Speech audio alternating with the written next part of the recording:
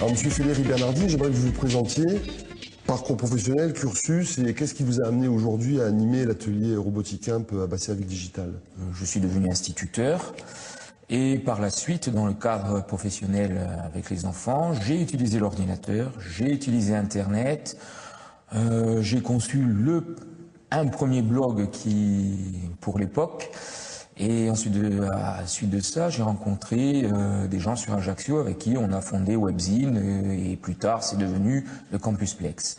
Donc je suis resté en relation avec des gens qui étaient dans le numérique, qui travaillaient dans le numérique. Et il y a quelques années, on s'est posé la question de savoir pourquoi les jeunes ne se tournaient plus vers les études scientifiques et surtout vers les études informatiques et de programmation en Corse, comme ailleurs, mais surtout en Corse. Donc on s'est dit qu'il fallait faire quelque chose pour former les jeunes parce que les entreprises numériques avaient besoin vraiment de programmateurs. Et on s'est focalisé sur les plus jeunes, les 8-14 ans, et on s'est demandé comment les intéresser à la programmation. Donc on avait le choix entre programmer des jeux, programmer des applications pour les téléphones, mais c'était quand même complexe et un peu abstrait.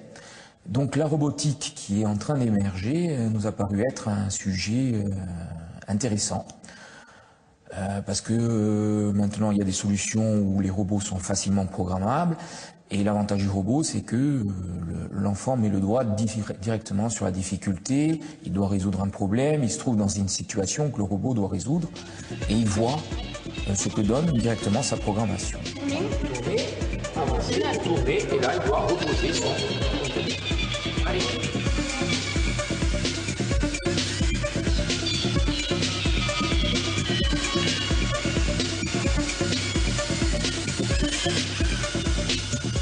Comment vous l'avez monté cet atelier? Il se déroule comment? On s'est dit qu'il fallait vraiment plonger l'enfant au cœur d'une problématique.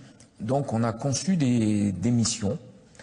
Alors les missions vont faire appel à plusieurs technologies que le robot doit posséder, plusieurs types de programmation, des boucles, des conditions.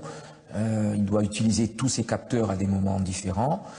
Et donc on va essayer de leur faire toucher du doigt ce qu'on peut appeler une intelligence artificielle. Il y en a plusieurs, mais une petite intelligence artificielle à travers ces missions. Donc on a écrit des missions qui durent 6 semaines avec des décors. Ça nous permet de plonger l'enfant dans un imaginaire. L'enfant s'identifie et donc il ne décroche pas. Et il peut réinvestir, puisque la mission dure sur semaine, ce qu'il a appris d'une semaine sur l'autre.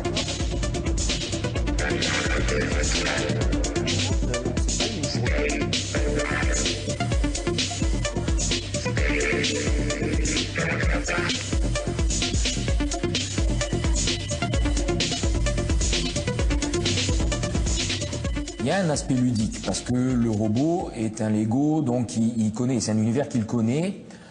Mais par la mission qu'on propose, par exemple une des missions qu'on propose, c'est d'aller dans une centrale nucléaire, réparer la centrale nucléaire, pouvoir éteindre les incendies, enfin, et circuler à l'intérieur sans heurter différents éléments.